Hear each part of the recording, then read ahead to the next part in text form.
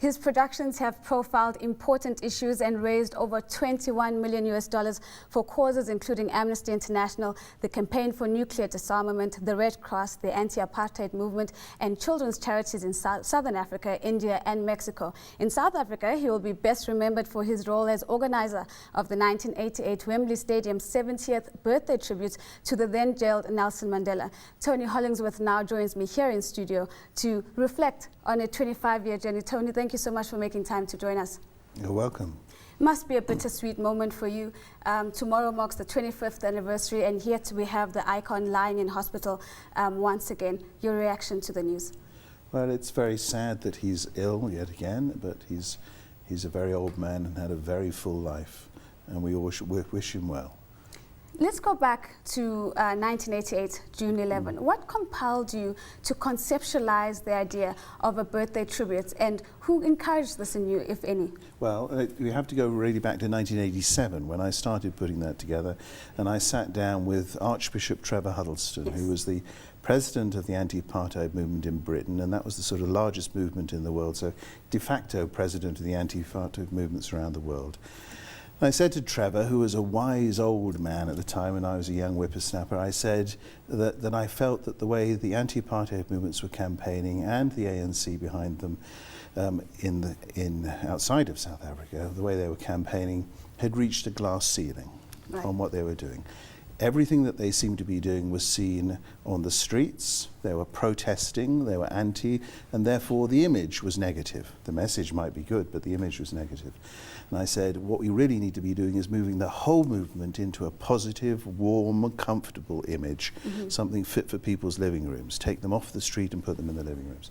And I said, but more than that, if the strategy now, and this wasn't the case for many years, if the strategy now is to concentrate on Mandela as being the key to ending apartheid, then we have another big problem in terms of communications.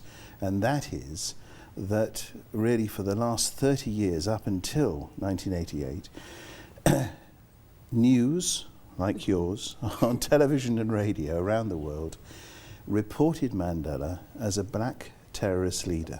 Right. Now, as I said to Trevor, and he agreed, Archbishop Trevor, let me be polite, and he agreed, you can get a black leader out of prison, but you can't get a black terrorist leader out of prison. And therefore we had to run a communications campaign that got rid of the word terrorist, positioned the whole of the movement as positive, warm, comfortable, and those were the two objectives. And then the third objective I said we would reach with the whole of the campaign was to get a ratings figure. A ratings figure for this thing that we dreamt up called Nelson Mandela's 70th birthday tribute, a ratings figure so high that the anti-apartheid movement in the ANC would be able to go back to all the politicians around the world who had already said they wanted apartheid, those ones, and say, look, this is proof positive that the public have moved ahead of you, that they wish for you to push now for his release. So that was the, if you like, that was the communications objectives of it all.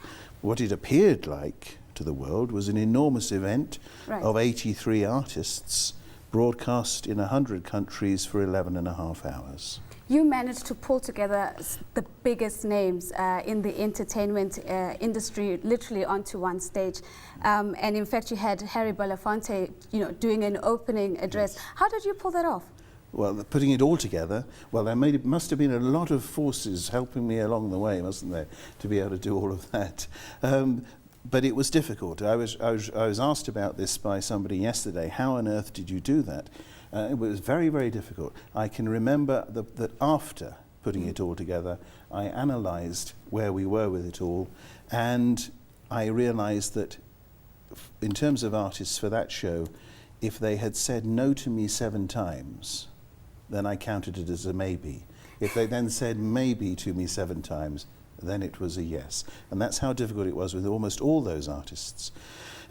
But the trick in it all, the question really is, how did you get it on television? Right. Because once it started being on television, then more and more artists got more and more interested. So that came really, the way it was put on television was to call it and make it legally Nelson Mandela's 70th birthday tribute, a musical tribute.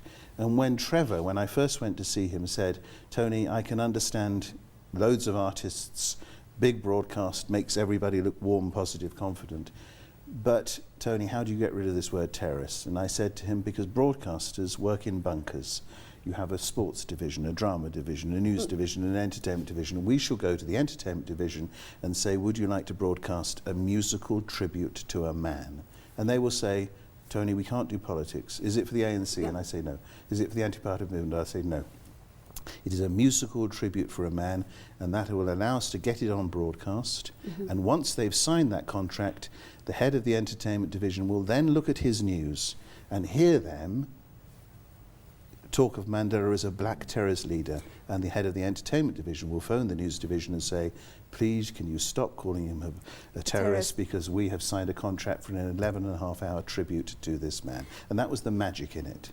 Before we get to the magic, the nuance about how you managed to balance the politics with the entertainment mandate you had at the time, let's turn to and just listen to what Terry Bolafonte said, just to reflect on what big names in the entertainment industry were already saying about the man before his active presidency even.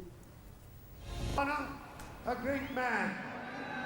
The man is the leader of South Africa's oppressed black people.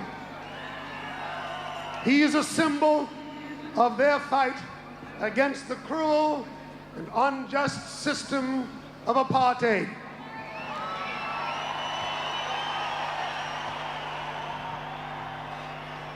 He has been a prisoner. He has been a prisoner locked up for 25 years in a South African prison. He languishes there for his belief that his people should be free. The man is Nelson Mandela.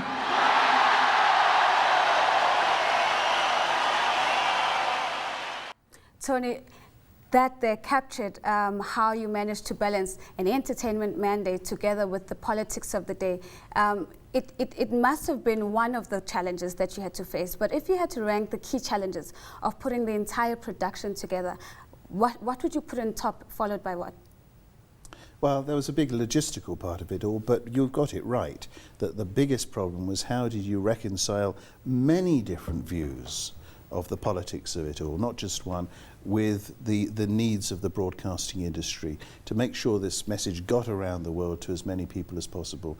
But once it was on television as a broadcaster, it would stop the news divisions of radio and television broadcasting it ever calling him a terrorist again. If we had to go back to your most memorable moment, I know it's 25 years ago, but there must have been that just one moment that resonates with you even today. Well, there were some wonderful moments. Tracy Chapman at that point in time was almost unknown, and we put her on, and she sang a beautiful song, which was, she sang a song which was talking about a revolution. Yes. Sounds like a whisper.